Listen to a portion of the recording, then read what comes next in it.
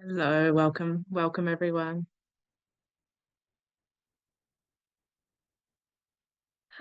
We're just landing here. Bear with us. We've started off with some technical uh, flows, I guess you could call them little glitches. We're just working around.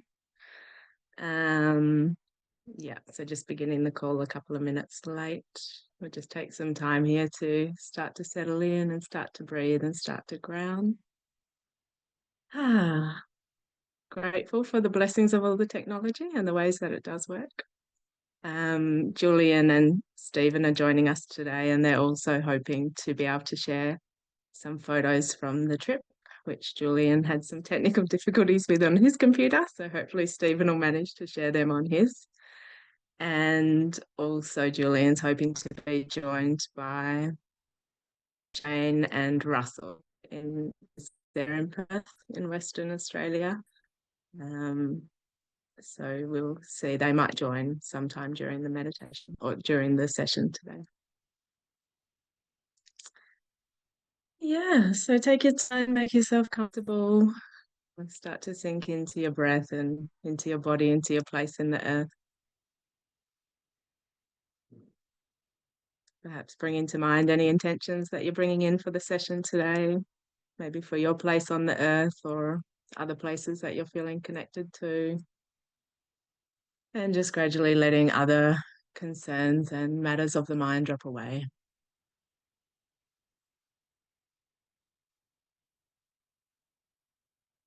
And we come together on this full moon to connect with the earth, to join in this collective consciousness of awakening towards our oneness with the earth, and to seed our intentions under the power of the full moon. It's also a time when we can give thanks for all those seeds of intentions which have already come into their fulfillment, and including the focus of the meditation today, the focus of today's session, the placement of the Southwest Australia vase, which was accomplished in June of this year.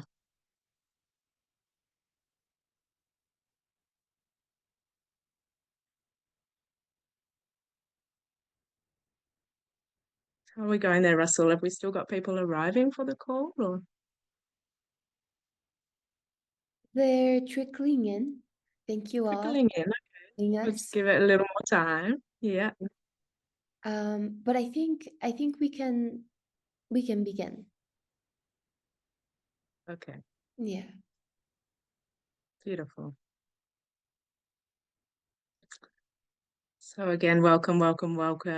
It's always wonderful if you can join with your video on if possible, because it's nice to take this moment to drink in the presence of everyone who's here. It's really good to see you all. Good to see some familiar faces there. Good to see some new faces. Yeah, so the focus for our session today is on the Southwest Australia vase and that placement that happened in June. Joining us on the call today is Julian, who was the steward for that vase, along with his partner Sophie.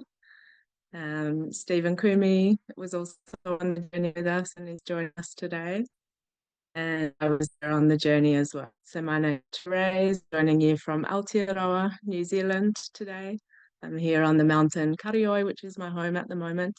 And I'm originally from the southwest of Australia, from Noongar and have had the pleasure to have a lot of connection with the Southwest Australia vase over the time of its journey, when it was receiving all its blessings before going into the earth. And it was great to be there on the final placement as well. And so today we'll hear from Julian all about that journey and the unfoldment of that vase and that node on the mandala. Co-hosting the call with me today is Russell, who's joining us from Colombia, and we'll be guiding you through the meditation together. So the flow for the call today, we'll be hearing from Julian, then going into the guided meditation, and then coming out and opening up the space for your sharing, for your offerings. Of course, there's always space for offering any of your prayers and intentions around the whole earth, anything that's alive for you at the moment. And today, particularly focusing on activating that Southwest Australia vase.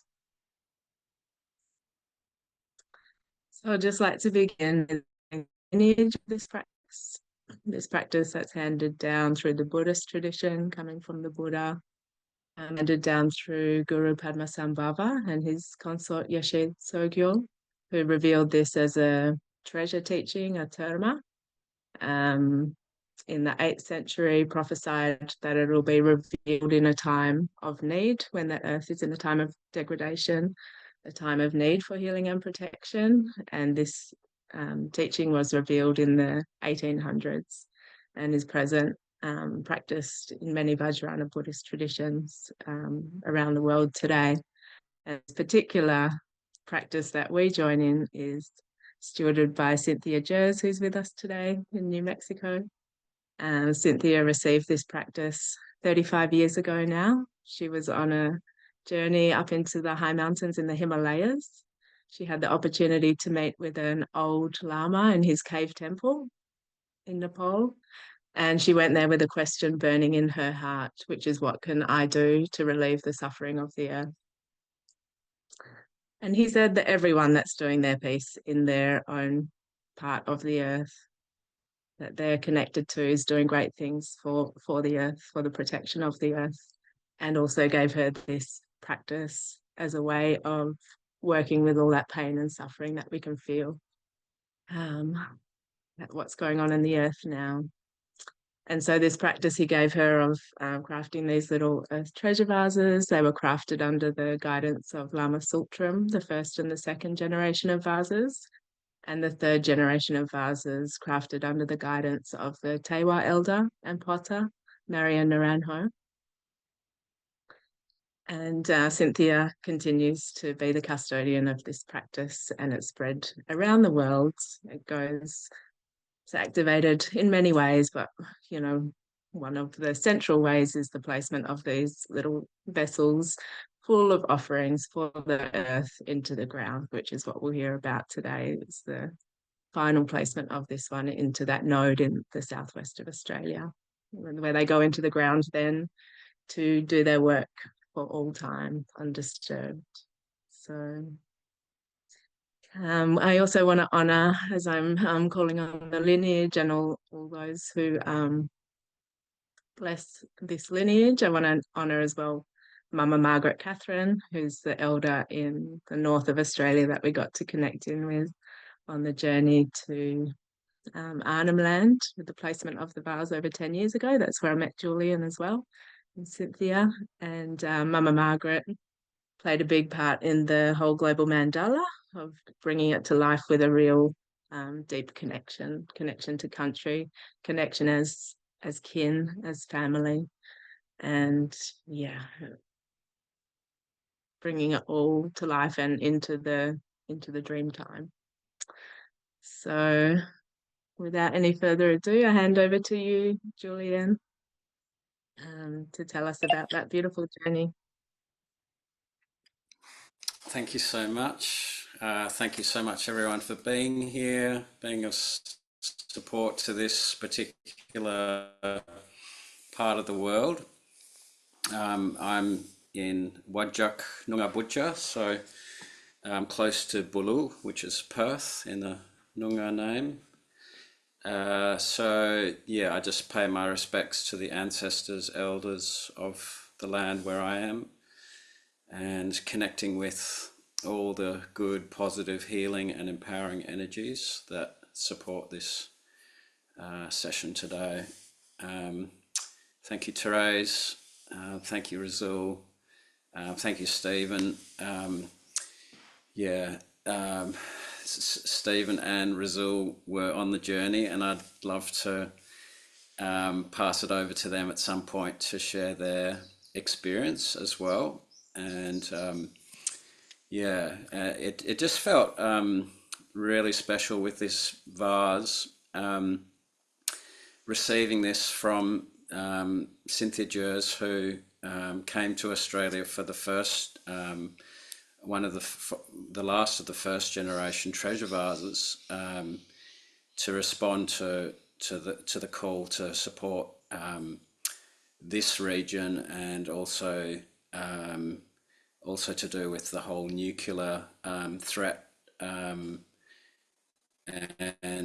a response to uranium mining that was happening here in Australia, and the particular uranium mine that is close to Mama Margaret's country and sacred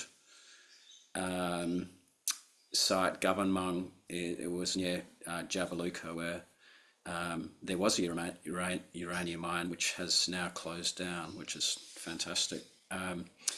So this vase, on receiving it from Cynthia at a later point, after that first initial treasure vase came into Australia, several treasure vases were allocated to the whole country of Australia as a starting point. So some of those have been fulfilled, and this is the second generation treasure vases.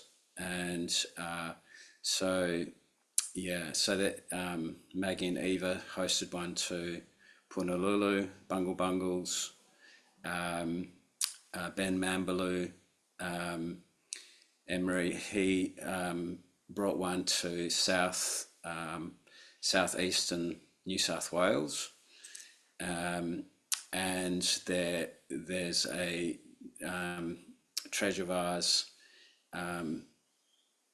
allocated for another region of Australia, but basically it's creating the beginning part of this surrounding Australia with this energy connected to the global field of energy. And I feel like this vase plays a really special role, and I've come to understand how that is through time and interaction with our local people here, Indigenous, non-Indigenous, understanding, hearing from community each time we ran a full moon meditation, what the concerns were for this region and what people's highest intentions and prayers from their heart were for this region. And that helped to inform all the specific intentions for this vase,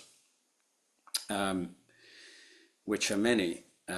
This is an incredibly biodiverse region of the world, so the environment is a very special, sacred part of this country, and there was a lot of intentions and prayers around protecting the environment. To give you an idea, this southwest region has twice the biodiversity as of North America, so it has an incredible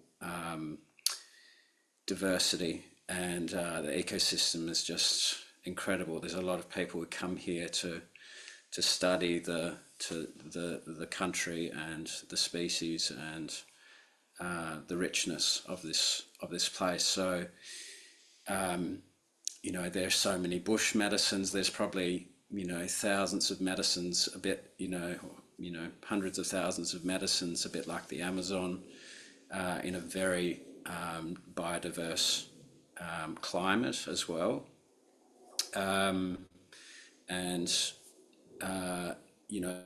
The potential for healing medicines, is massive, and there are a huge amount of healing medicines from this land. So there are threats, that are ongoing in terms of the environment.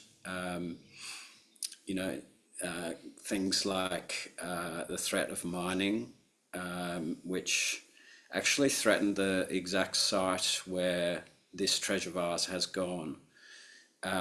We engaged with a Noongar elder here in Bulu, Perth, to ask where they feel that if as a starting point, where would a treasure vase be of best benefit to this region. And I spoke to Uncle Dr. Richard Wally, and he said he believed that the best place was down in the Great Southern region as part of Noongar country, because that's where the mountains are and that's where the totems are held for the Noongar people.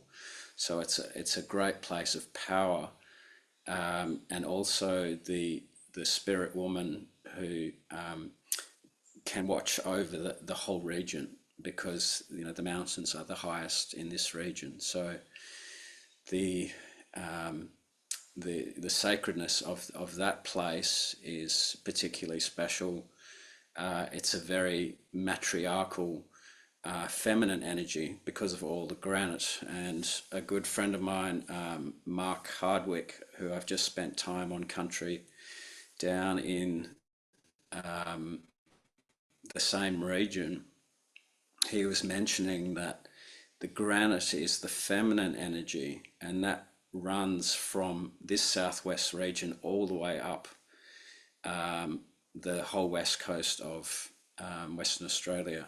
And the granite holds this feminine energy, and the red earth holds the masculine energy. And so it's very, very ancient land. There's a point where the continental shelf meets another land mass, and land got pushed up from very deep, like the Earth's crust. So this is going back to the beginning of the creation of the world, coming from the lava and these ancient rock, and they say it's billions of years old. And interesting that when the Dalai Lama came and visited, when he was in this region, he said, "This is the oldest land I've ever experienced." So the Noongar people have survived 2 ice ages here. The Noongar people are incredibly resilient, but they need a lot of support because of colonization and the impacts and the generational trauma, and how that's impacting on them being taken away from their country, from their cultural practices being stopped, or not encouraged. Even their status was considered until this century as not even being human. They were part of the flora and fauna, and it wasn't until like last century that they were even recognized. So what I feel to really share, and it's incredibly pertinent, because recently, being out on country with traditional elders, it was for a music and healing event between Indigenous and non-Indigenous. We got to hear about important things, and my friend Mark works in the prison system, and he's just explaining, the rate of incarceration for juveniles and for adults is 3 times higher than what it is for non-Indigenous. The rates of suicide are so much higher. The deaths in custody, and actually my friend Mark was going to be on this call, but he got a call today this morning saying that there had been another death in custody today, and he gave apologies and he couldn't be there. So and that was a suicide, and this is something that has deeply been affected this region for Indigenous and non-Indigenous, and this is a big focus for this call. And I think this is just a call for action to receive a lot of support around. When I spoke to Mark, he just said the system is broken. He's doing his best to try and improve things that can support the emotional health and well-being of people who are incarcerated, because they're not getting that support. and they're just getting punished. And this is just so disheartening. And these are people that don't understand the system that, you know, is the pervasive dominating force here, and that it's just so, you know, the spirit of Indigenous people, particularly even more so because of its recent impact here, the need for them to be understood based on what's happened generationally, rather than just typecast as a, you know, someone who's causing troubles or this or that. It's so much deeper than that, and it needs to be understood and approached like that. And yeah, so to, you know, for things to change and for things so that, you know, we're not hearing about these cases, like the mission is just for that to fit, you know, to stop, because that level of support is so needed for the original people here. And so yeah, I think that's the main thing I really wanted to sort of like call in support for, is just the impacts of generational trauma, dislocation from culture, people just not receiving, you know, the support from this Wagula, you know, white system, how to support them and culturally understand, you know, where they're coming from, and to work with them and to help them to find themselves and be supported by their community, their family, in such a way that, you know, they feel safe and supported. And this has, you know, come directly from my friend Mark, who works directly in that space. So I wish he could be here to share more of that, but that's the essence of it. Yeah, in terms of the changes that have happened already since the engagement with Uncle Lester, who Uncle Richard put us in contact with, has been quite incredible. Uncle Lester was facing a lot of challenges similar to what I've discussed, and troubles with, you know, quite heavy racism and prejudice to do with you know, culture and cultural knowledge and wisdom. And he basically, at some point, his cultural centre got just taken away unlawfully, and it's, yeah, he was just like grieving for that. He lost his home, and you know, this is a man in his 80s, and we contacted you know, the council here at the Mandala, and we rallied a lot of support for him and for where he was at and what was going on. And we wrote letters and we had discussions, and he just said it made a massive difference to receive that international support for what was going on. And amazingly, the organisation that got, you know, disinstated got reinstated, because they were asked that if they were to reinstate this organisation, they had to have 2 Indigenous board members, and they didn't do that. So it backfired, and Uncle Lester got his cultural centre back, which was just massive. And, you know, his housing situation improved. And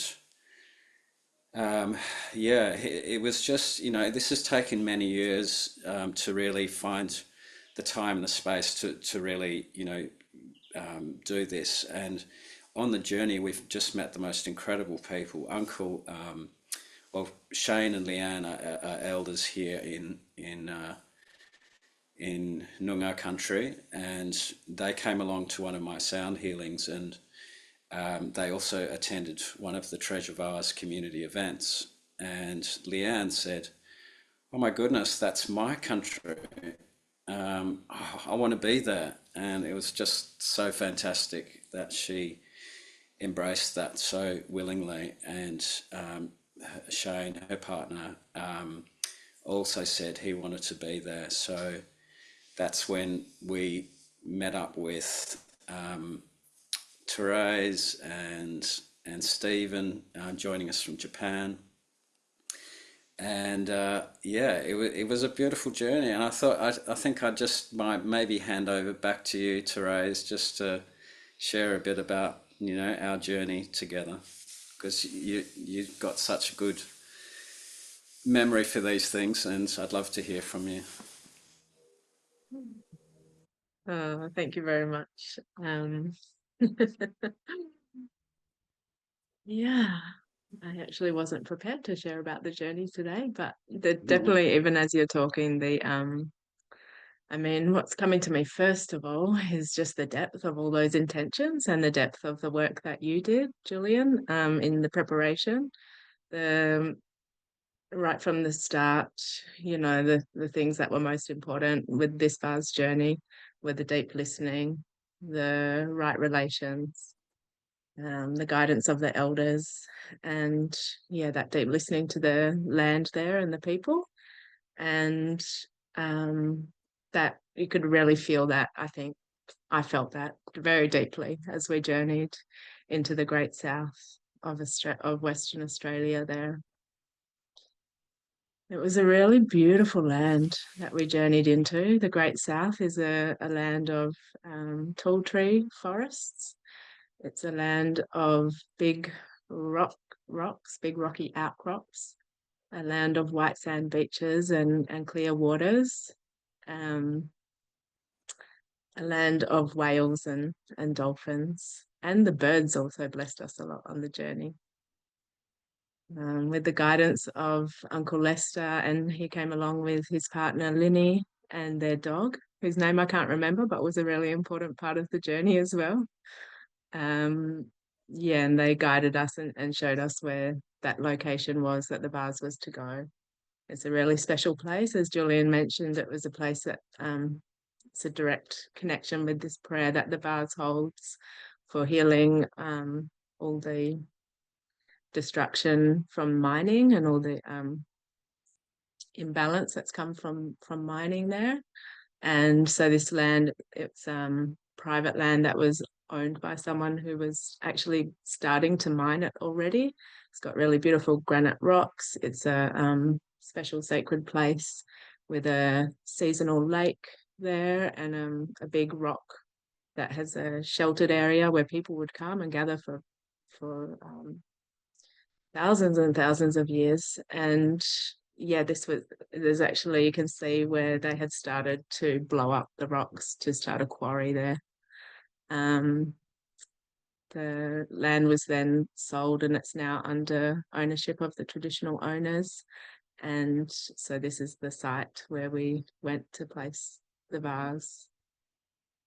So feeling that direct healing in action, even just in that choice of land, or the land that rose up to receive the vase. It's a really beautiful place. Julian and Stephen went there the day before and prepared the site for receiving the vessel. And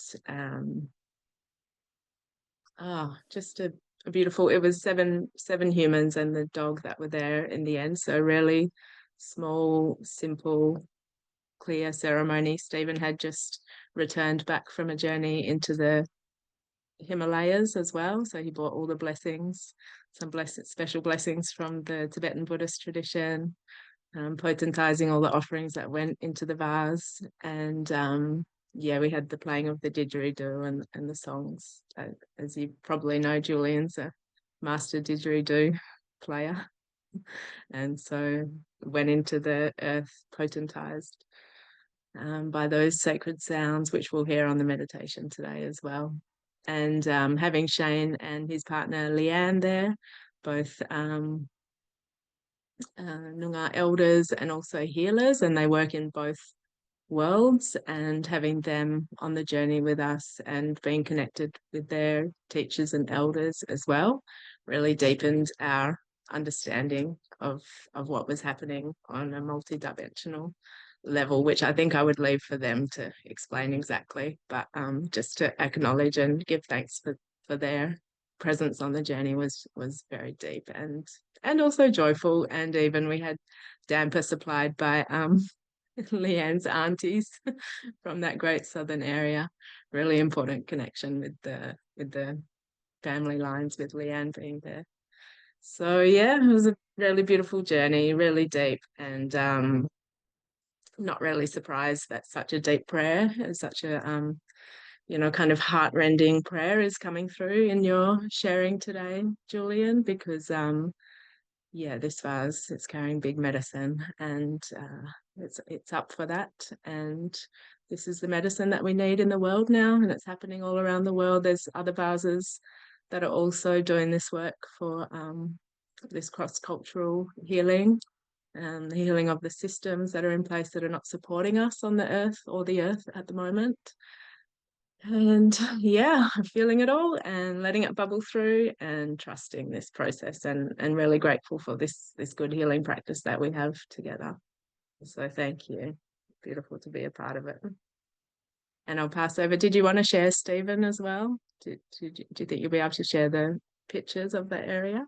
If you would like to see them, yes, I can. Just before that, yeah, when I first heard about this vase, um, I don't know why or how, but I just knew that I needed to be there when it was buried, no matter when and where it was. And it turned out that it worked out that way, that I was able to be there, um, which felt really good because I was able to not only represent Cynthia and Lama Sultram, but also represent the entire Buddhist tradition. Having some of you know, most of you don't, that about a year, more than a year ago, when I was traveling in Nepal, Lama Sultram also made me a lama. So I was able to give special blessings and do ceremonies on my own while they were offering their prayers and we were putting it into the ground. So it really felt important to be doing that. So I really felt honored to be able to be there. Um, this vase felt so important, not only for the area, but for the entire mandala and the entire earth. Um, when we were putting it into the ground, it was almost as though the earth just just sucked it right in, and it was like, "Whoa, okay, you're welcome." Was kind of what the feeling was, and as soon as it was buried, it was like, "Okay, here I am. I'm doing my work," and I can almost guarantee that if we were to go back, we couldn't tell you where it was. We actually measured it off in paces so that maybe we could find it if we ever went back, but I don't think it's going to work. It's there, but it's hiding, which seems to happen with a lot of these vases, I'm told. Um, but yeah, meeting Shane and Leanne and Uncle Lester was an incredible honor for me, and to be accepted by them as part of their tribe, I guess, family, um, felt really like one of the greatest honors I've ever had in my life. And they're just amazing people. And I'm looking forward to seeing them again when I'm going to Australia next week, so that should be fabulous. But um, yeah, Julian had a whole lot of pictures, and since he was having trouble with his computer, he passed them on to me. So I can start a slideshow if you'd like to see them. Um, and maybe Julian, you can tell them what they're looking at because I don't remember what most of those pictures are. Sure, sure, sure. So let me try to share my screen and see what happens here.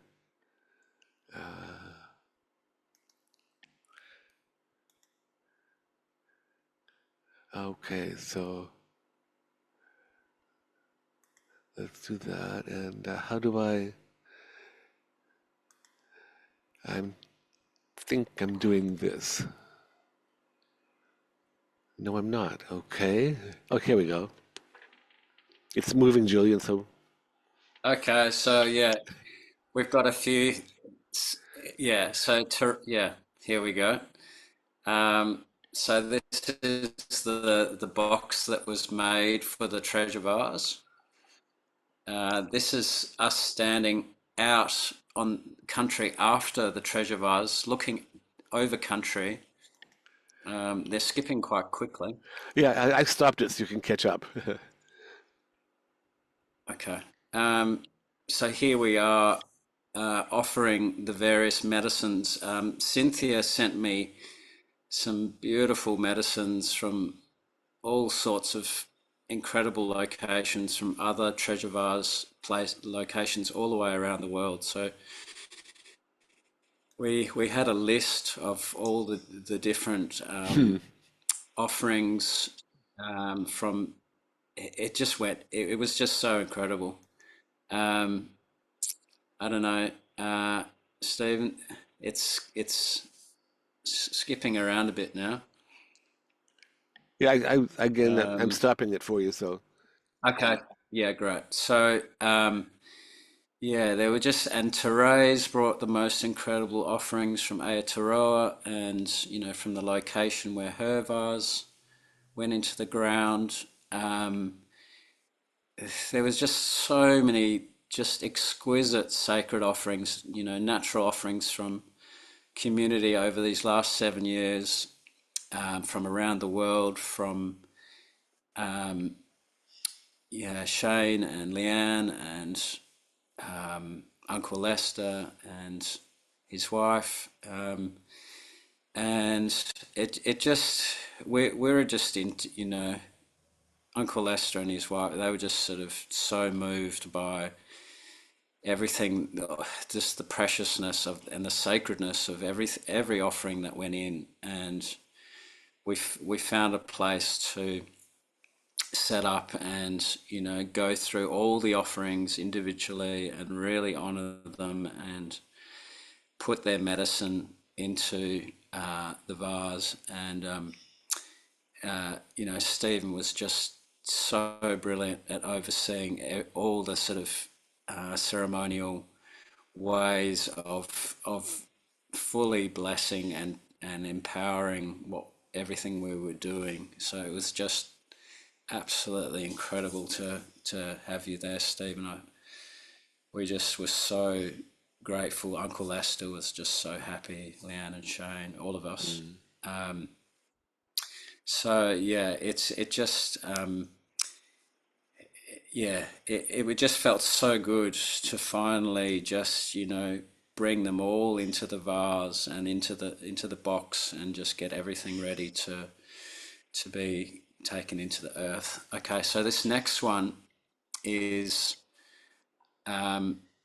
it's a very sacred women's site, and we had to keep our distance from that site, but there's a cave there in the background that you can see, and that's a women's sacred cave. And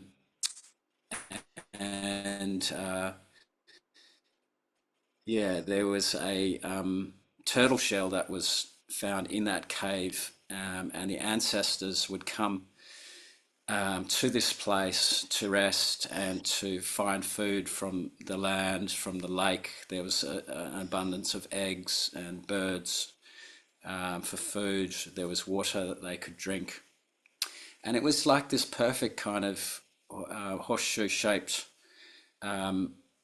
rock, granite rock that was just exactly placed to be perfect to shelter from prevailing winds. So this would have just been the most incredible place for the ancestors to stop and to, be nourished and to continue on their journey of country. So yeah, a very significant site, ancestral site. And like we mentioned, holding that pure, nurturing, loving energy of the feminine. This next shot was on our way down to Minang country. We stopped in Wadandi country, so the Margaret River region, and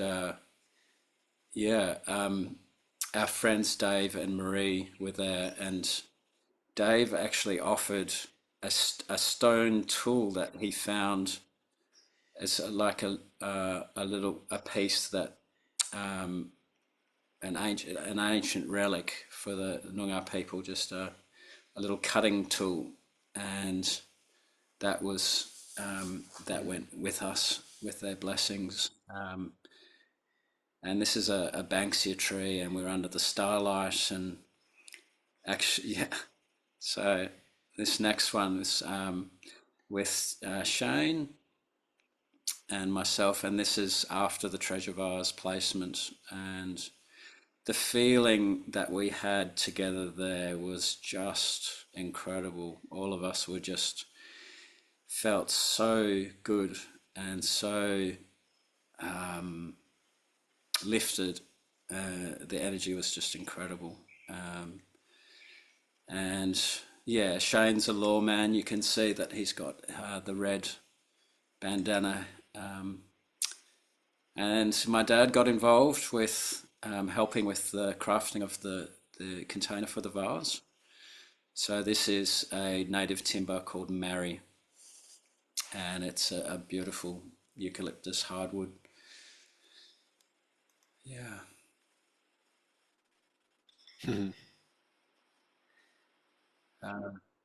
So I'm not sure. Are we through? Oh yeah. Okay. So this is what this. If you can go Yeah. back to that last one briefly, just the tall tree. That's We'll okay. go So this backwards is the for me. mountain. Yeah. So this is the mountain region here. You can see the mountains. So this is close to the Paronga Ups, Stirlings, and Mount Many Peaks is particularly where we were close to. But yeah, there is big, tall trees that have, that the prayer is to continue to keep them protected. There actually has been some huge winds in this last 7 years for the forests. There's actually a ban on cutting down old growth forests, and this is something I've been part of campaigning for a really long time. There's been huge amount of support to try and protect this old growth forest. Like, these trees are some of the biggest in the world.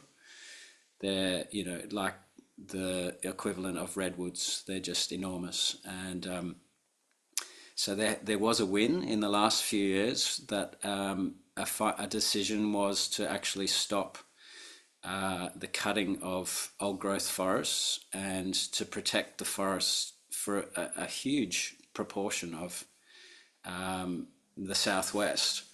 However, there is something that people need to be aware of, and this is part of our focus, is to make sure that areas that are still forest and have mining has some sort of ability to still mine in forested areas, so that the forest can still be cut down for mining, and that needs to change. That needs to be stopped to protect those areas where there's specifically forests that need to be protected. So just something I'd like to mention also, that my partner Sophie and I stewarded the vase together, and something right from the beginning was the connection to the dolphins and the whales, which migrate all the way down in this southwest region, up to the northwest of Australia and all the way down to the Antarctica. And something, it was always a big part of this treasure vase, of that connection and the sacred connection that those beings play for continuing to activate and to sing the songs and keep the songs alive in the ocean world. And and recently we had a visitation by some southern right whales right to our local beaches, and they stayed around for about 5 or 6 days, and they were just frolicking. There was 2 mothers and 2 babies, and it was just the most profound experience. It was 6 months after the placement, and we feel like the area where the treasure vase is an area connected to a songline for the whales, and that goes into the country and goes very much to where this treasure vase is. So I know we're running out of time, so I just want to say that we so appreciate all the support that's happened so far. It has made big changes here. We're absolutely convinced of that, and you know, it just shows the power of this work. It's having an incredible impact. So we just want to celebrate and be grateful for all that has changed and occurred. And yeah, and thanks again to everybody for their intentions and prayers. Thank you.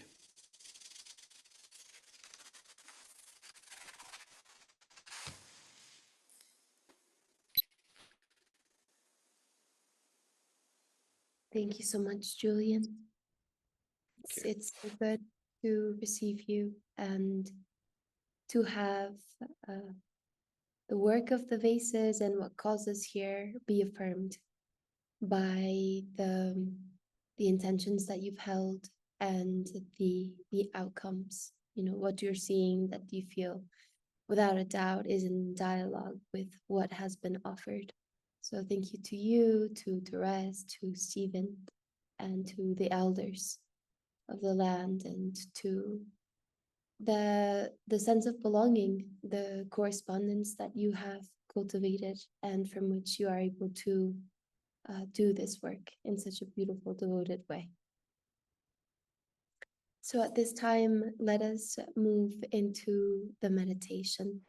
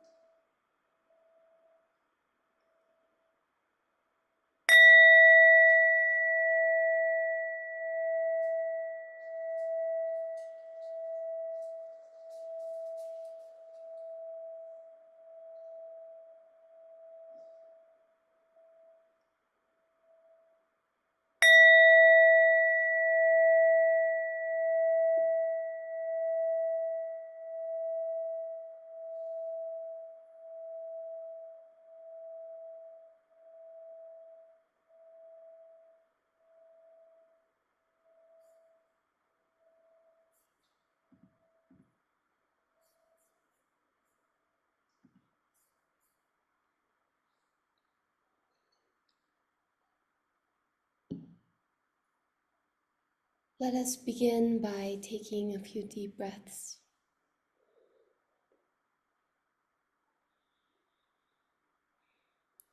Breathing deep and slow.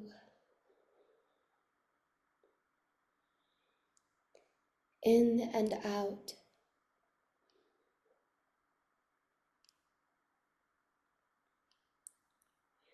Feeling into the preciousness of this moment.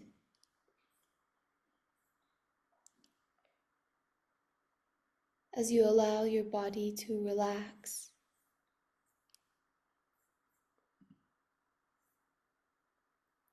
To arrive further into the space.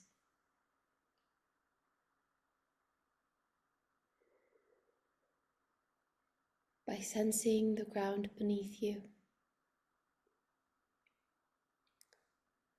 It's holding.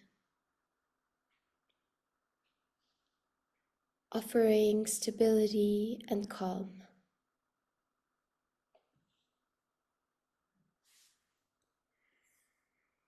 Your roots reaching deep down into the earth.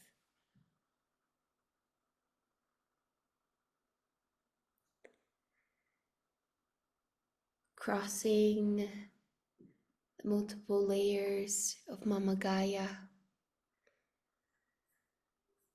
To breathe in and out, drawing up through your taproot the nourishing energies and life force of Mother Earth.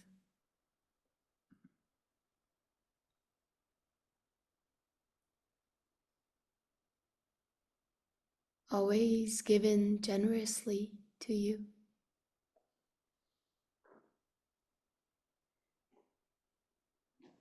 Letting thoughts of the past and concerns for the future to melt away.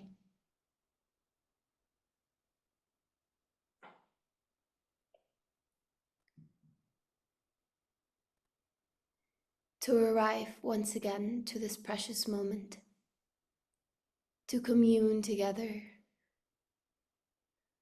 with the stabilizing and nourishing energies of Gaia.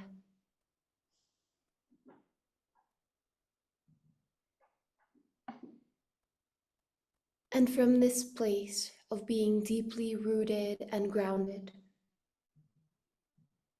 we open up to the light from above, feeling the warmth upon us from the sun and moon and stars glistening.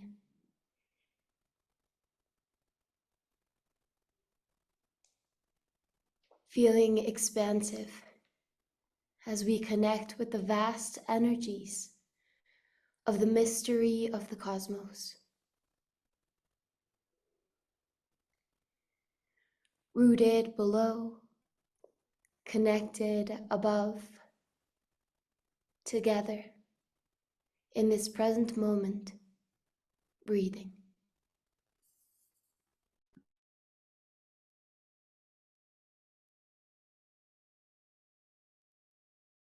And now let's feel our connectedness to this special place where you sit on the planet right now. Feel your relationship to the soils, the stones, the waterways, to the forests and flowers, to the communities of life who call these habitats their home, just like you, and who also receive stability and nourishment from Mother Earth and the warmth of the sun and moon, just like you.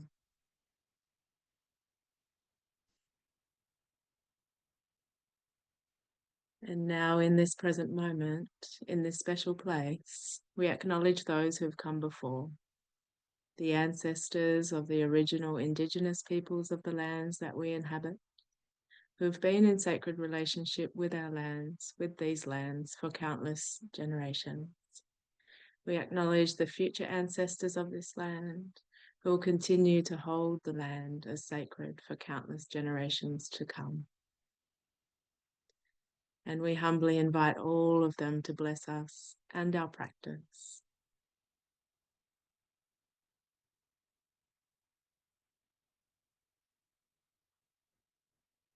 Let's also call upon all of our sources of inspiration, your own ancestors, elders, teachers and guides, lineage masters, Buddhas and bodhisattvas, and wisdom beings that you feel connected to.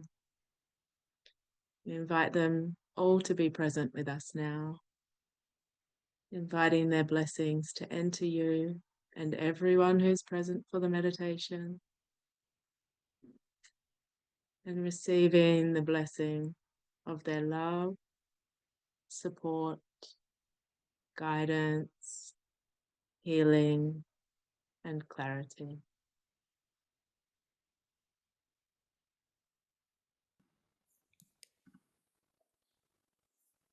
As this blessing enters you,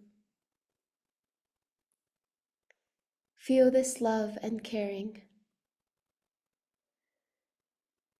surrounding you and coming all the way into the depths of your heart.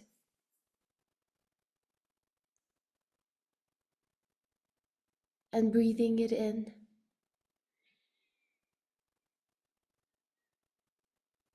And breathing it out. Send this love to everyone who is present in the circle. And breathing in, receive the love that is being sent from all of the various lineages that we are composed by. Breathing out, sending, breathing in, receiving. Like the ebb and flow of the tides, washing blessings amongst us in this circle. Gradually expanding your focus to include all of your friends, family, and community, all of those who this practice may serve at this time. Imagine our circle gradually growing from our home, neighborhood, bioregion, country, and continent, to include all beings in all places, everywhere. Embracing the whole planet with our love, breathing in and out with Gaia.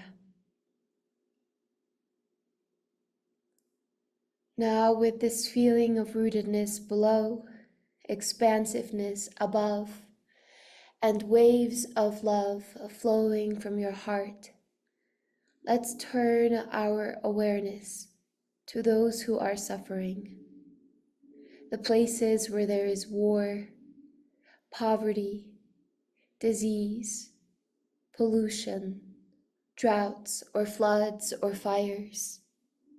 Wherever the need for healing is great.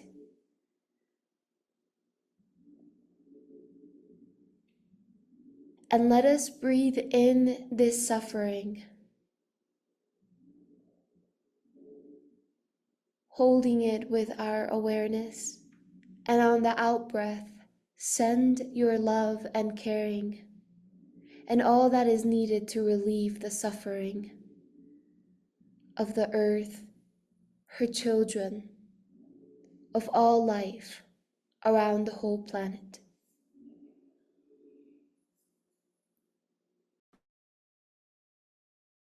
Imagine that where there is hunger, great nourishing gardens begin to grow.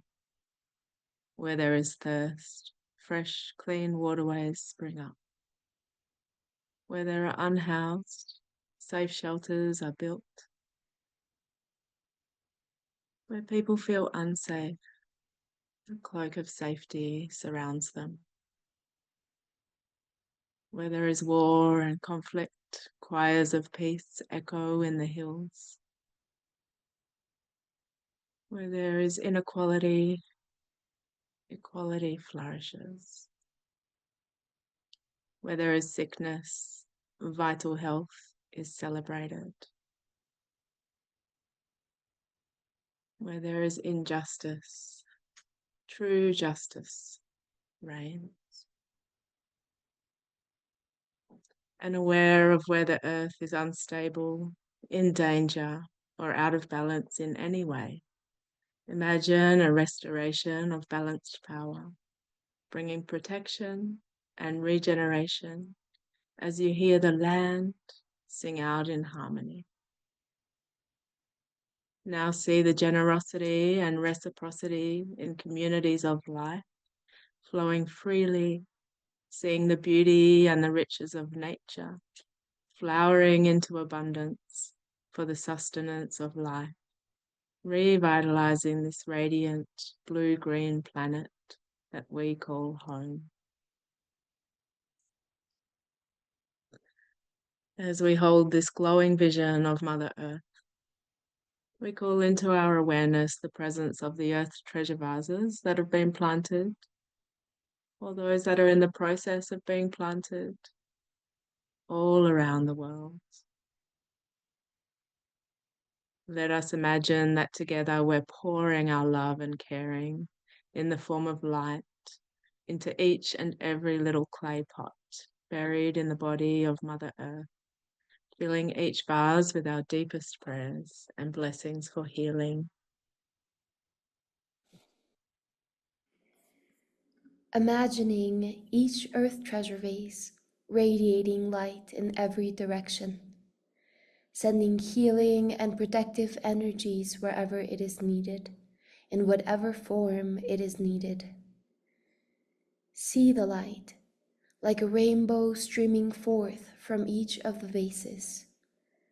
White, yellow, red, blue, green, and all the colors in between.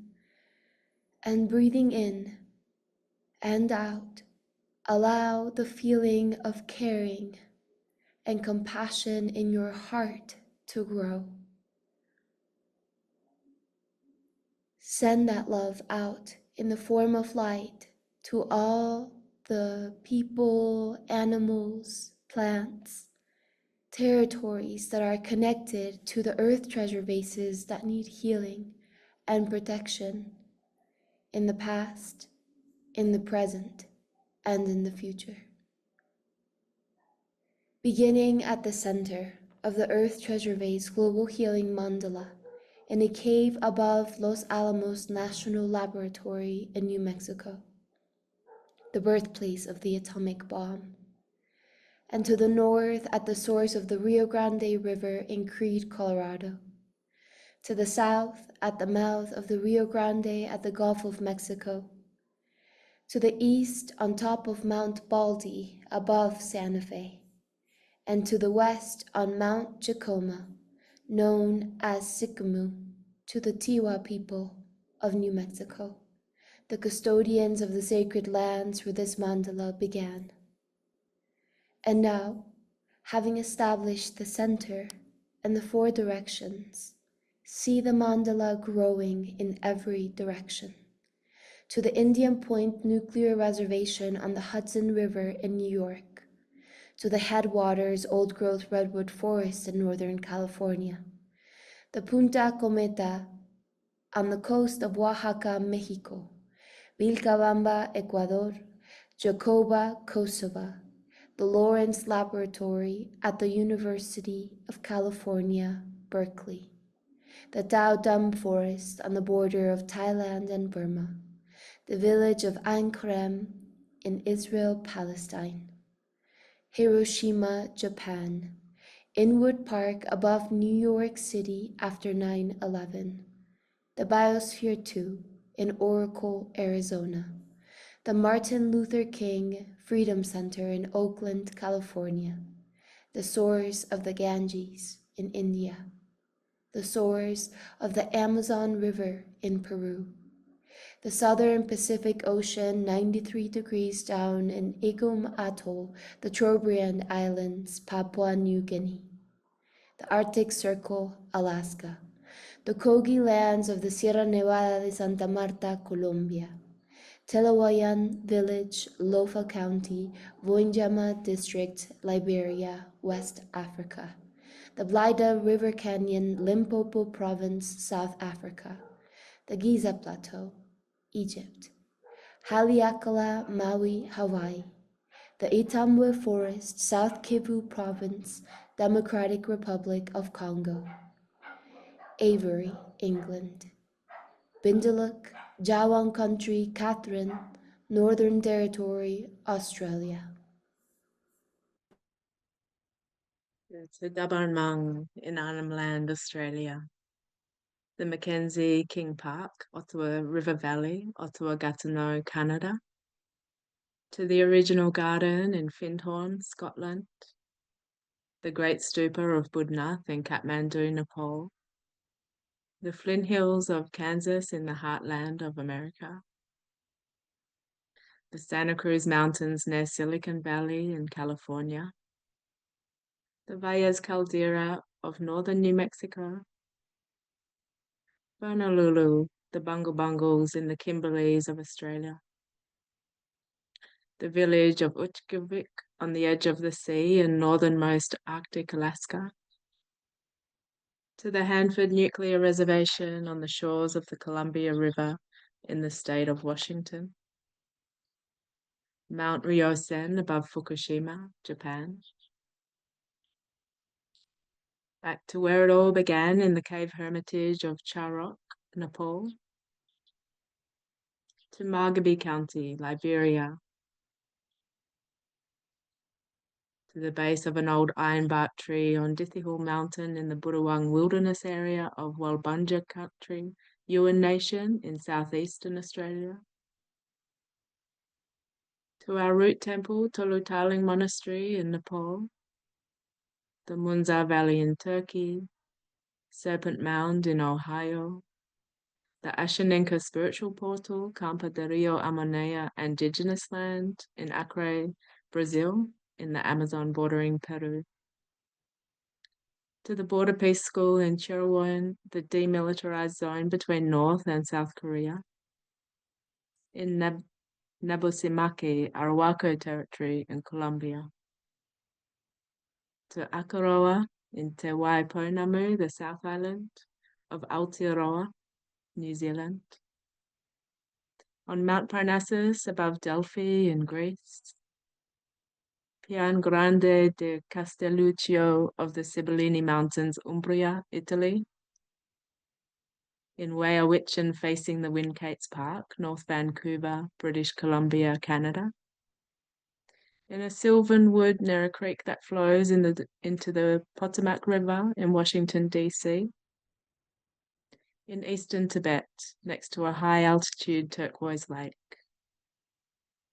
Fontem Felicem, happy well, flowing by a creek adjacent to a chapel in the village of Heltzim, Eislek, Luxembourg, and in the woods embracing Auschwitz-Birkenau, Poland. To the vase in Antarctica, the Isle of Lewis in the Outer Hebrides, Scotland, the Saugatuck Dunes on Lake Michigan in the USA, and to the Highwood Valley in the Rocky Mountains in Alberta, Canada, southeastern U.S. Turtle Island, Shakonahay, Tennessee, a vase called Coronama, planted on the shores of Lake Washington in Kirkland, Washington, near the Life Care Center where COVID began in the USA. In the Permian Basin, New Mexico, along Sweetwater Creek at the base of Marble Mountain in Danby, Vermont, to the vase called Cetacea in Provincetown, Cape Cod, Massachusetts, honoring the wisdom and persistence of our whale relatives, to the vase dedicated to the return of the salmon, buried on the north coast of the Olympic Peninsula in Washington State, and to the vase whose burial fulfillment we are gathered around tonight in Minang Buja country near Albany in southwestern Australia. Let us also include in our awareness the vases being stewarded now to the Bering Strait, to Chile, to the Altai Mountains in Russia, to healing racism, to Bamiyan, Afghanistan, to South India, to Palestine, to Spain, to Taos, northern New Mexico, to the Little Shell Tribal Territory, Montana,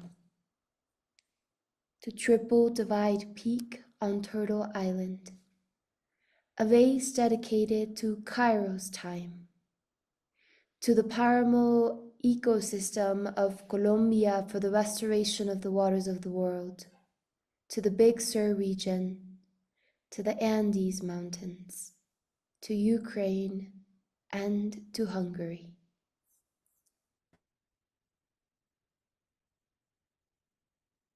And so once again, taking a deep and slow in-breath and a deep and slow out-breath.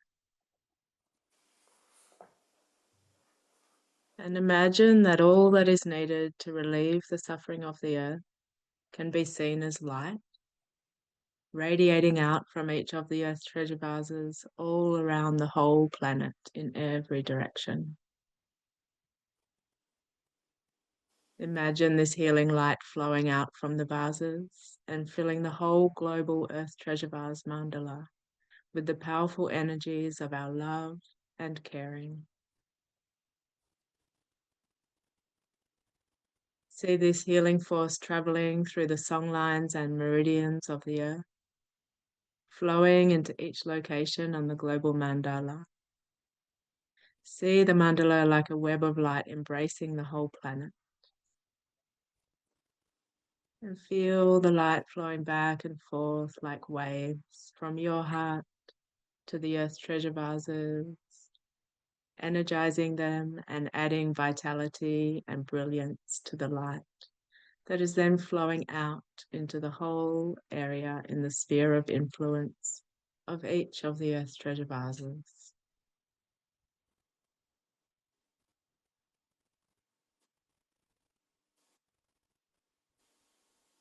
Please focus your concentration one-pointedly on bringing healing and protection, peace, harmony, and justice to the whole earth for all time.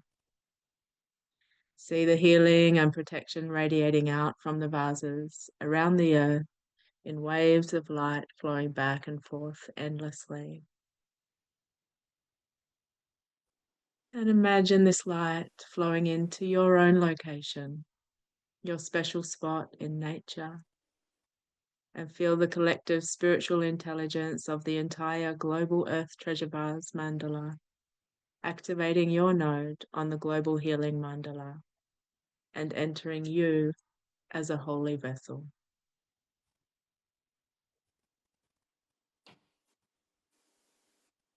Imagine that the healing is accomplished and the vitality of the earth is completely restored.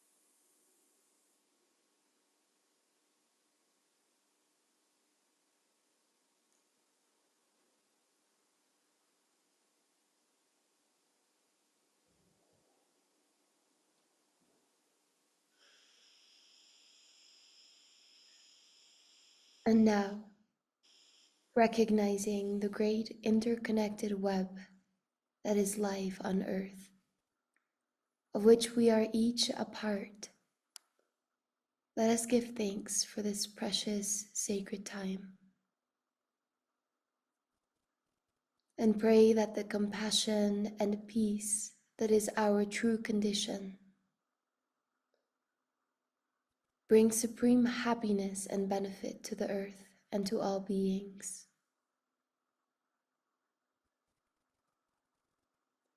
With another deep, slow in-breath and deep, slow out-breath,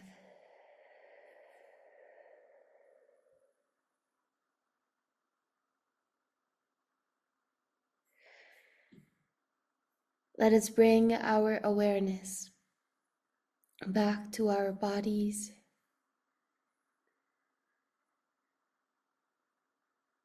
feeling our feet on the floor, grounded on the earth in our own location.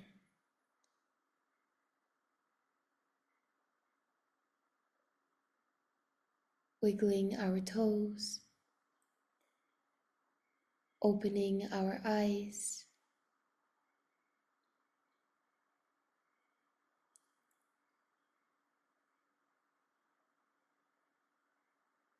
and let us ground back to return to the circle, to share prayers and make offerings at this time.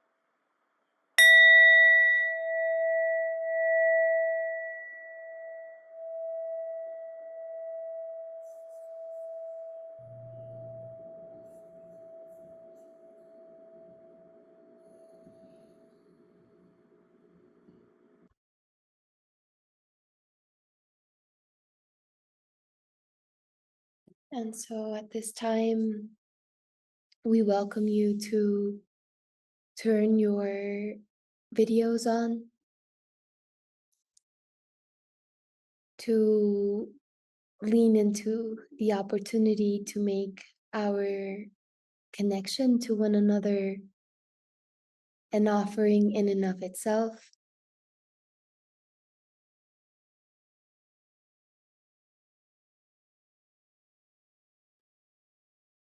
And we invite you to feel into what might be a life for you at this time as an offering to the fulfillment of this burial, to the journey that has been shared by Julian and Sophie, Stephen and Therese, to the elders that accompanied them.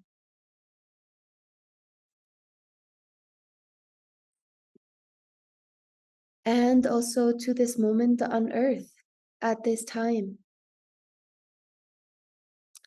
Any prayers, offerings that you feel to make at this time. And so our circle is open.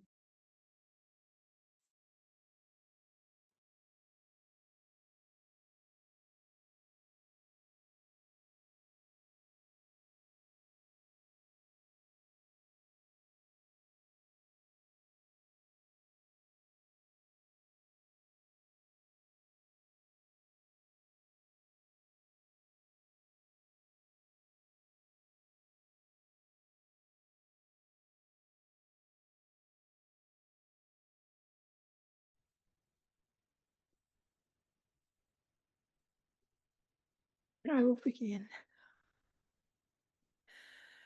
Deep thanks, beloved Julian and Sophie. And I honour you, Julian, as an Earth Treasure Vase in your own being. And certainly celebrate the planting of this vase, but also the profound plantings that you have done over these many years, this depth of relationship that you've built with the land, with Indigenous people there. A little of it we've heard in stories, but I know it's a constant commitment in your life.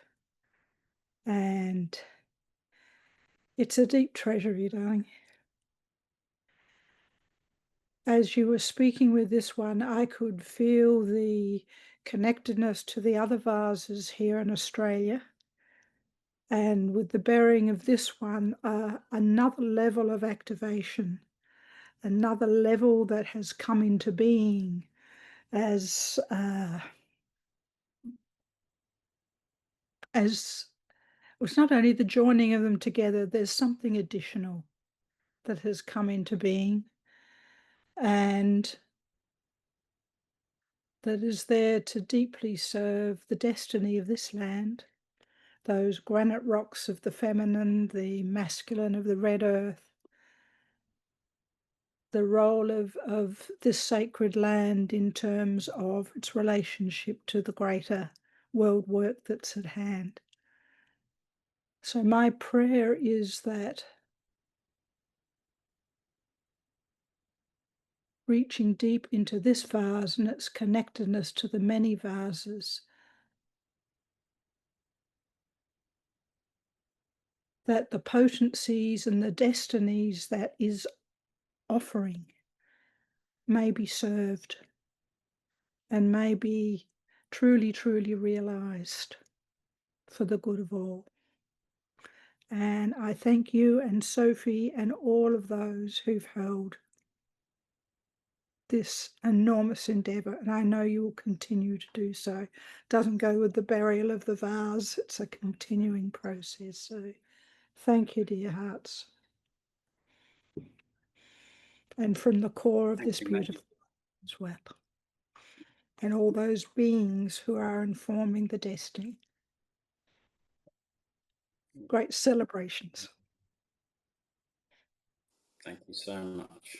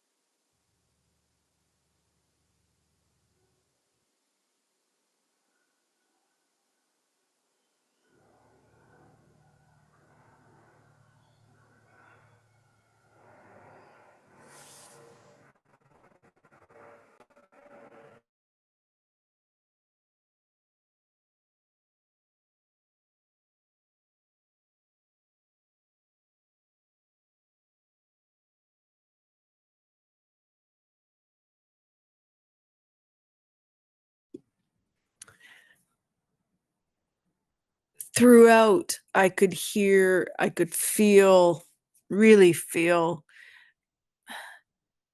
bones of the ancestors, bones of the land, the mountains, you know, that you showed in those images, but the rock and the feminine and the womb, as in the cave, It's just so, ancestors were so very strong and so gathered to witness all of this. It was just truly, truly beautiful.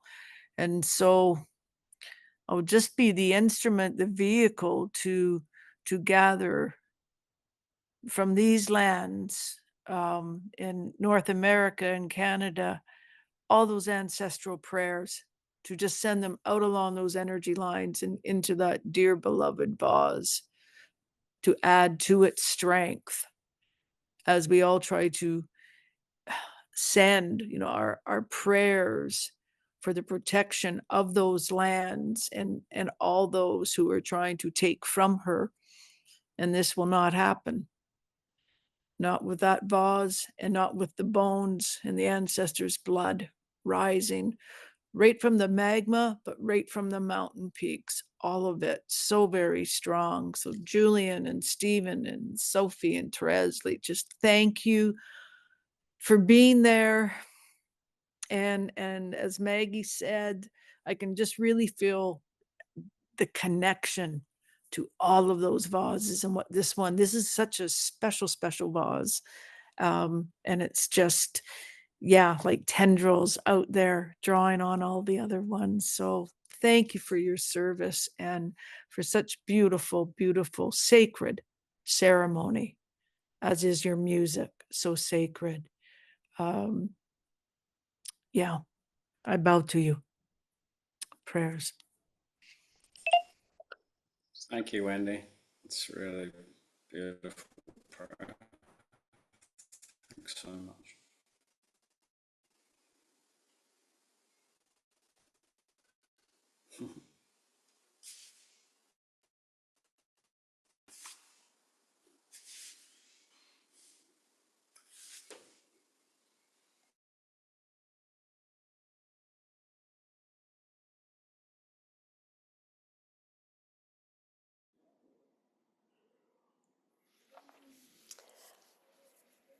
I find myself somewhat speechless, but with Maggie, with Wendy, and with all of you, I just want to repeat gratitude for the depth of the beauty, the depth of the richness, the depth of the commitment, and showing us the land was very, very helpful to be able to feel that tonight in the photos as well.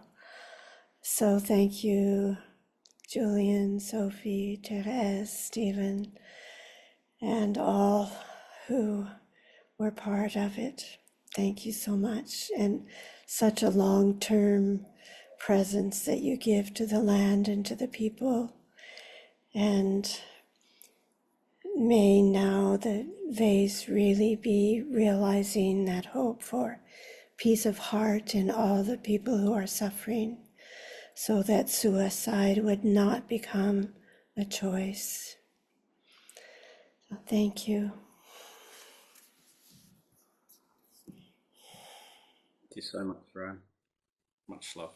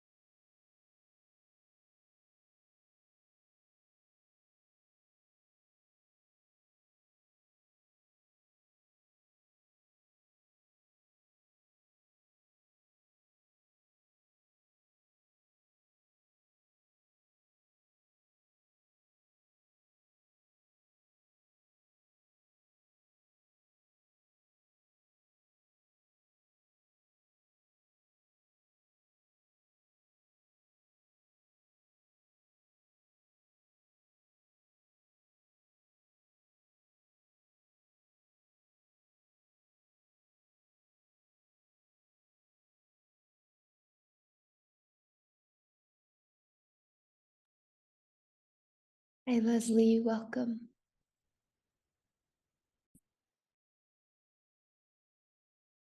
Thank you. I too am, beyond words, yet I'm called to also offer deep gratitude. I feel like I've been, it just in the song lines, with the Aboriginal people and the people who buried the vase, and this vase has such a strong connection to the Gabarnwong vase for me.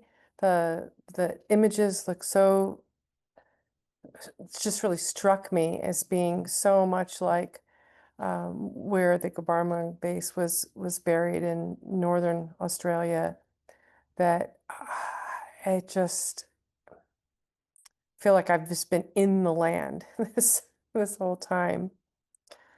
So deep gratitude to all those who've carried vases, and the vases humming in that land, because the heart of Australia is, it feels like it's the heartbeat of the world, or a significant part of the world heartbeat. So I'm just so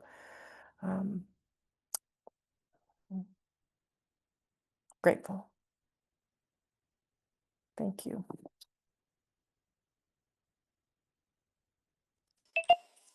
Thank you, Leslie. Yeah.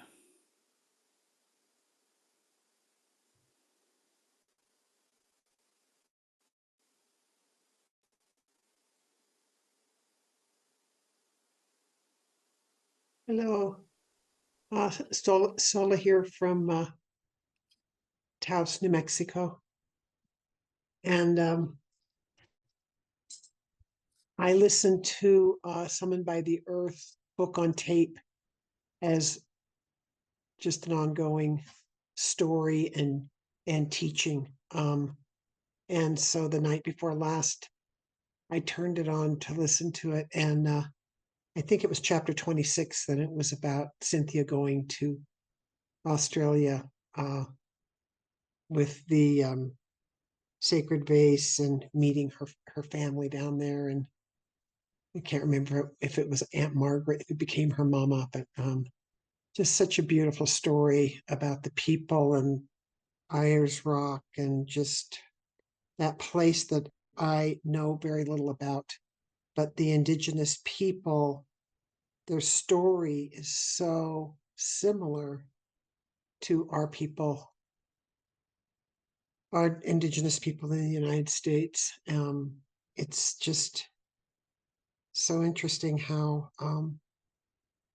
that's kind of a worldwide story of how they have been treated in many lands, and their huge connection to the earth, which is, I believe, is really, really being recognized very recently. I think they're starting to be recognized as stewards of the earth in many countries.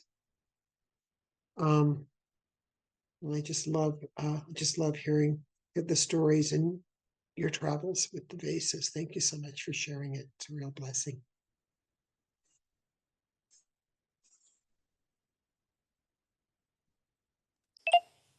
Thank you so much.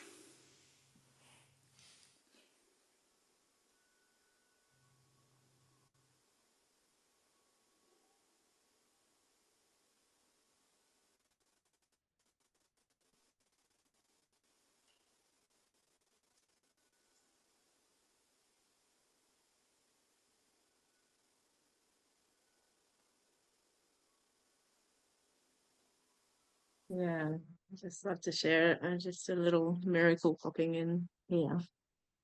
You really can't make this stuff up. But we just finished the meditation, and my husband popped in and dropped on the floor next to me seven books, and six of them are about Aboriginal wisdom. And one of them is from, is that coming up okay on your screen? These beautiful images and the faces of the the old ones, the ancestors. I'm just feeling such a blessing coming through from the ancestors. Of all of these vases all around the world, these books contain the wisdom of so many elders from all around Australia. And yeah, they've just landed here. Got a little confirmation from Spirit. And then one from, looks like Turtle Island, the 7 arrows with a beautiful dream catcher there, shield. Beautiful. So, wow, it never stops, this work.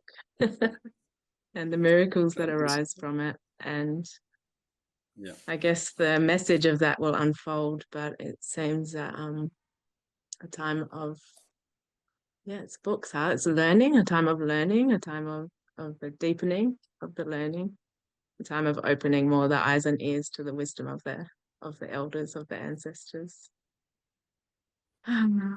Deepening of our weavings.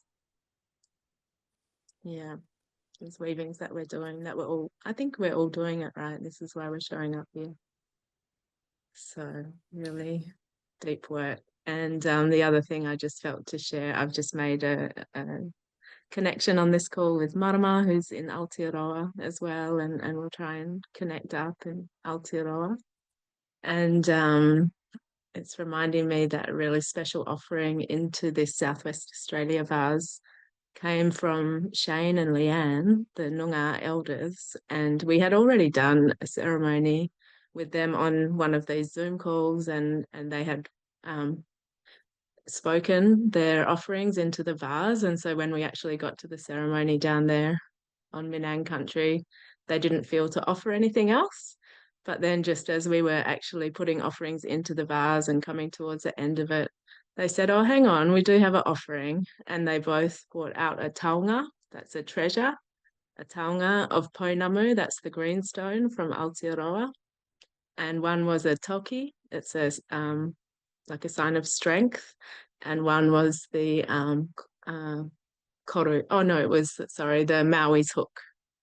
Yeah, so these two really special taonga, these two treasures from Aotearoa are in the vase as well. And there was a big weaving was felt between the Aotearoa vase. Stephen was on the Aotearoa journey as well, as was Leslie, who has just spoken. And yeah, big weaving with those two vases and those two places on the earth as well.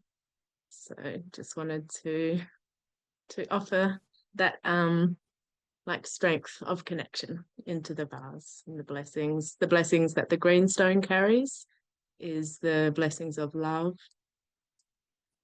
and it's a healing stone as well. So offering that in. Aroha aho.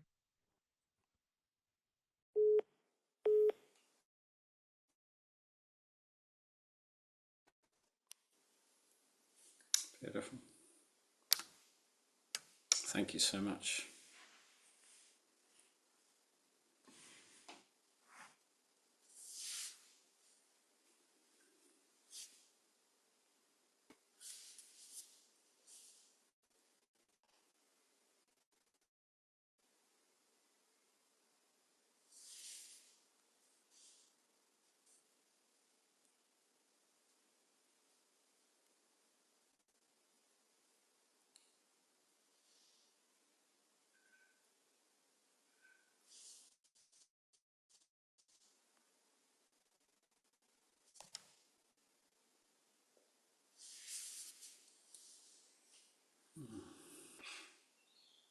Yeah, I'd love to hear from Stephen, you know, if I can't see if anyone else has got their hand up, but yeah, love to hear from Stephen to share as well at some point.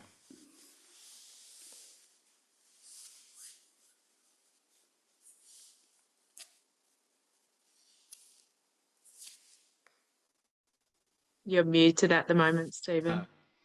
Thank you. I'd love to talk, but Marama just had her hand up, so I'd like to let her go first. Kia ora tato, everyone. As Therese said, I've been living here in New Zealand for almost 30 years and married to a Kiwi. And I'm so privileged to be in this circle. I feel so grateful for Cynthia and Therese and Rasul and everyone who's come here today and who's been doing this work for a very, very long time. And Julian, I feel very connected to your kororo, your talk today, and feel very close to the people across the ditch where you are.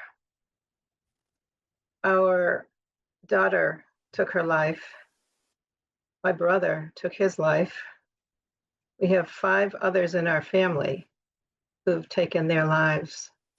So it is no small thing to be present to the pain and the suffering that is so deep that one must do this thing. And all the others who are suffering in the world from deep, deep, deep pain.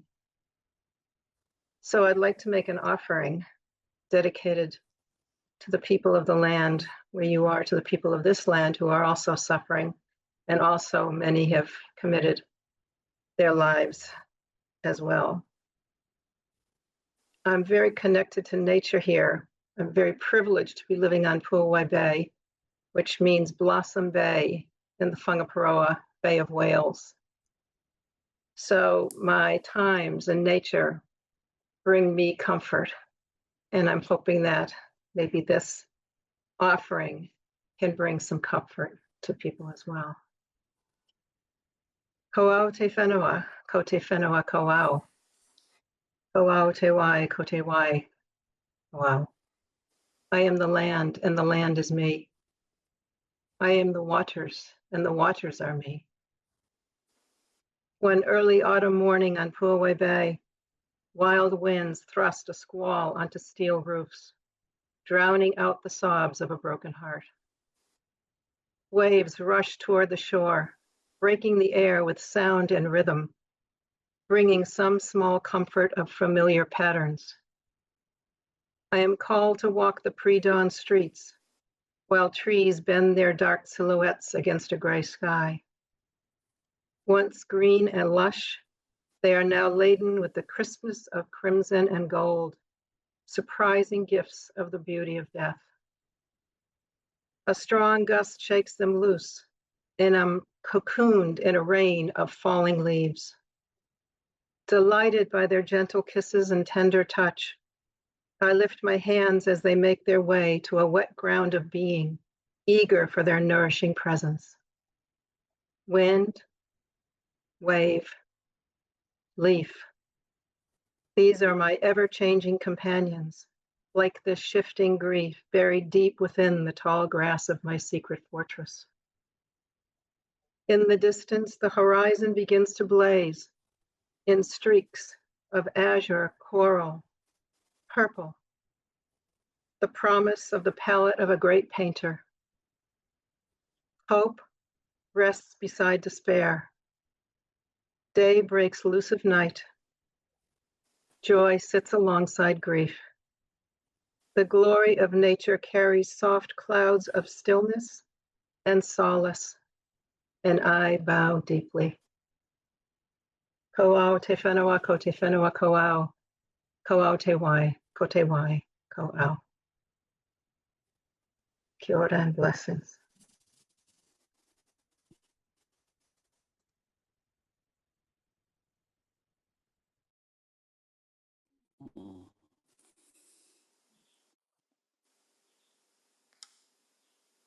Thank you, Marama. It's beautiful, and so sorry for those losses in your family. Support everything that's close to your heart and close to our human heart and connected to the web of life, and may we find ways of ensuring life to feel safe and nourished and supported and held by deep love and appreciation and respect. Thank you so much. Brother Julian, thank you for that. It's the work that I've been doing actually for the last 20 years in honor of my family. Mm. Yeah. Thank you for doing that work. Mm.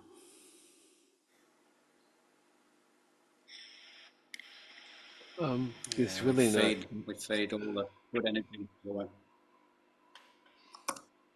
Thank you, Stephen. I was just going to say, there's really not that much to add. Everything has been said. And this vase is so powerful and so important. But what I did want to say was how much I honor Julian for the immense work that he did in making connection with the land and the indigenous people. But also Sophie, who was not able to be with us here today. When we buried the vase in the great southern region, again, she was not able to be with us, but where she was doing her own ceremony, synced in time to work with us. And the energy that she sent us was, I don't know how to describe it, just so powerful and so out of this world. It was like a bodhisattva itself had come down to be with us. So I really want to honor her part in this burial as well. Thank you. Thank you.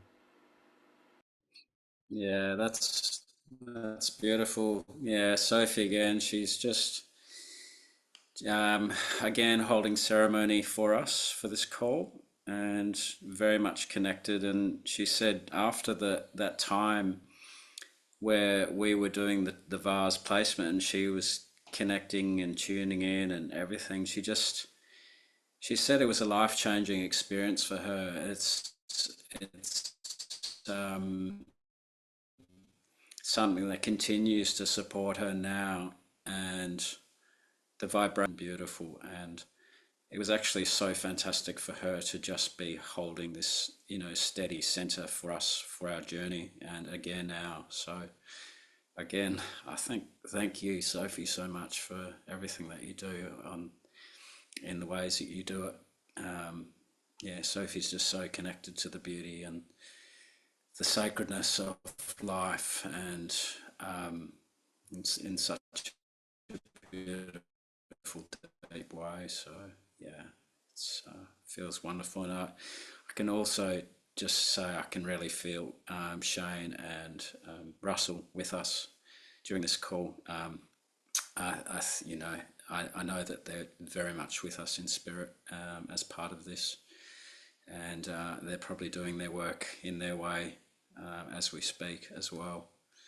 I just wanted to say that the recent journey, I just came back last night from this trip to be with elders out in the same region as where the vase is.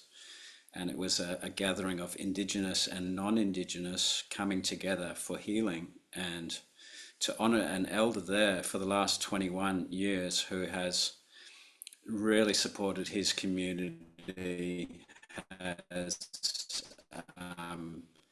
replanted vegetation where it was just farmland. If you can see behind Stephen, there's just like a lot of the native bush was cleared.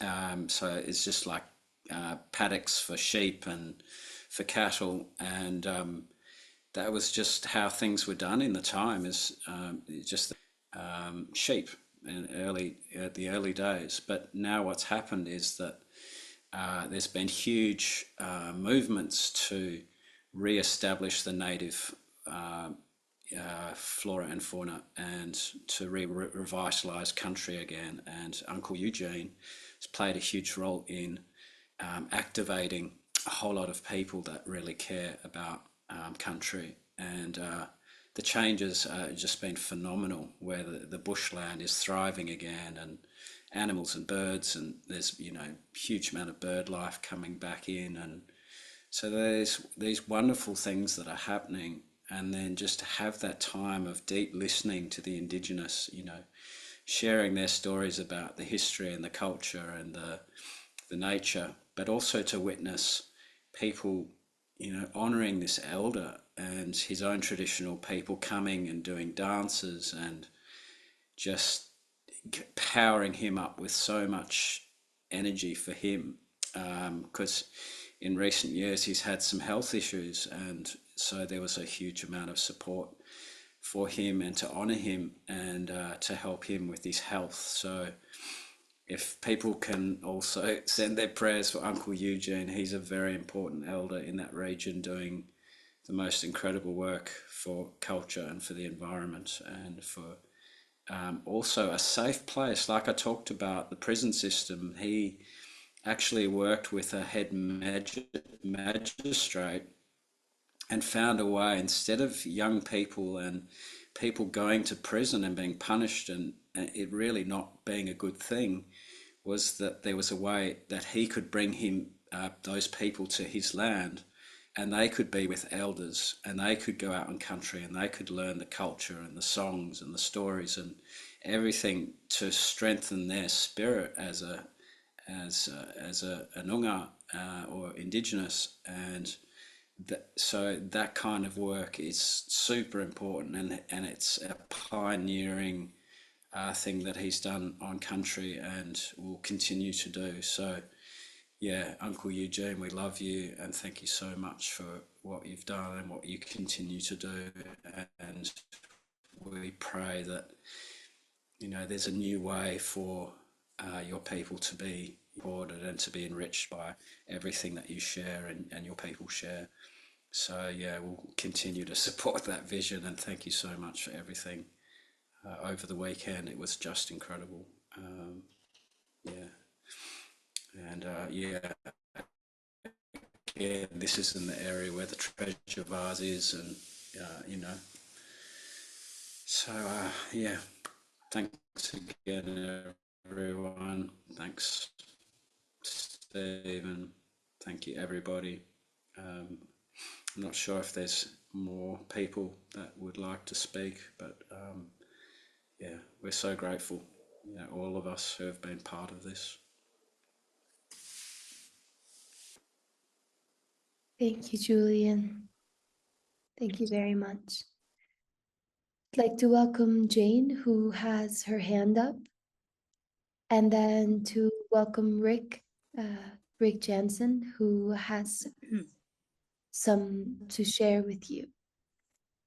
To go last, and then we'll offer the dedication of merit and close out for this morning. Yes, come in, Jane. Hello. Thank you, everyone. Thank you, Russell. Julian, just wanted to thank you enormously from one Aussie to another. Here in South Australia, Adelaide, on the Ghana land, the red kangaroo land. Just am so honoured and grateful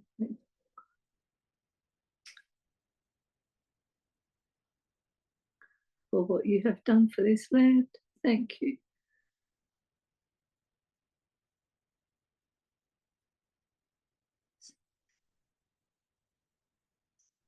Such a vast and beautiful land, and such a home centre, I hope, to the world and to all of us here. And sorry about this. Just very grateful and honoured and appreciative of the work you've done and the work you continue to do. Really means a lot for this country and for the world. Thank you so much. Thank you. Thank you, Jane. I know you do a lot in that way. So thank you so much for all that you do. And our lands are talking to each other, and it's beautiful. And they're all saying yes. You know, it's changing for the better, and awareness is coming in, and you know, yeah, there's hope for a brighter future for us all. Beautiful. Thank you, Julian. Thank you. Thank you.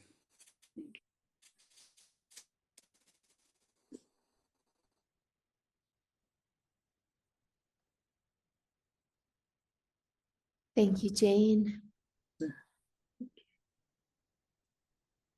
I am not seeing Cynthia and Rick.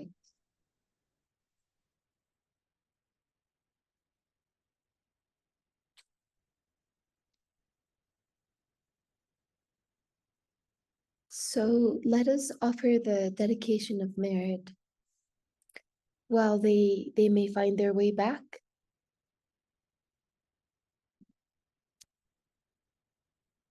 And if they don't return, then I will share what Rick was going to share with you.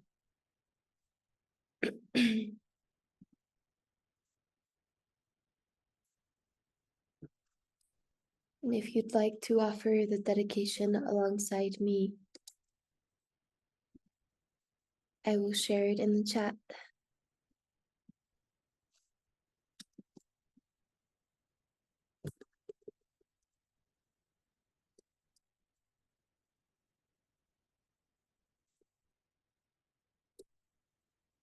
Okay.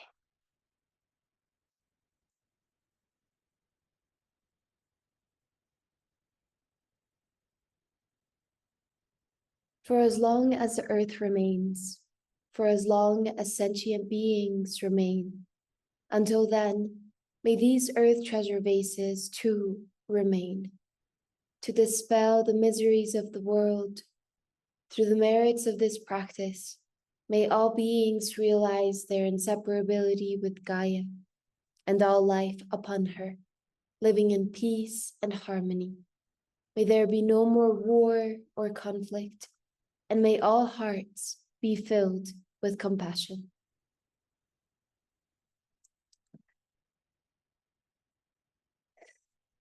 Alalaho.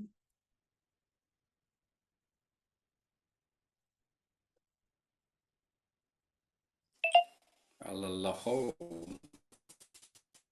Okay, so I see Cynthia was able to make her way back with Rick. Is Rick up for sharing? There he is. To Cynthia, Joris. All right, come in. Cynthia, can you turn off your audio so we don't have echo? Yeah, it's Thank- off. Okay. She's No, got I'm hearing myself.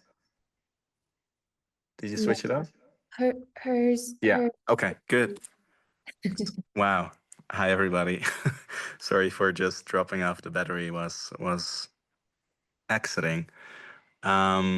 Before I share anything else, Julian, thank you so much for sharing your story and for the deep, deep, deep way that you've carried this Earth Treasure Vase.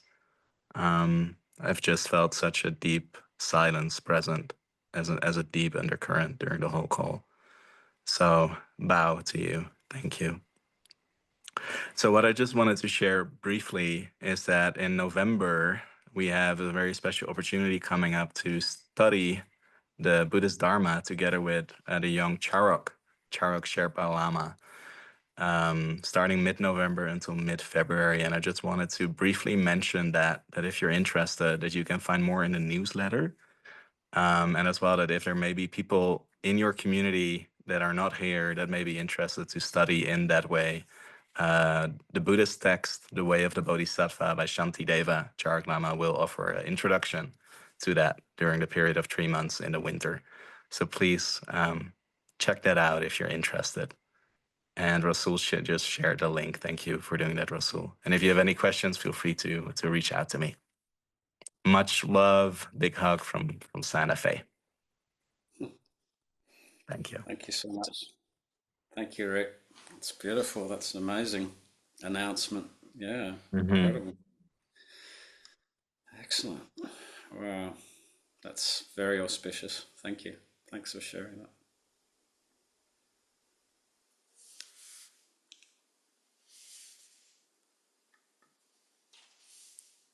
Thank you, everyone.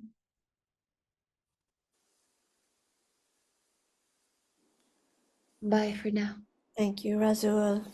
Alalaho. Alalaho. Thank you. Alalaho. Aroha nui.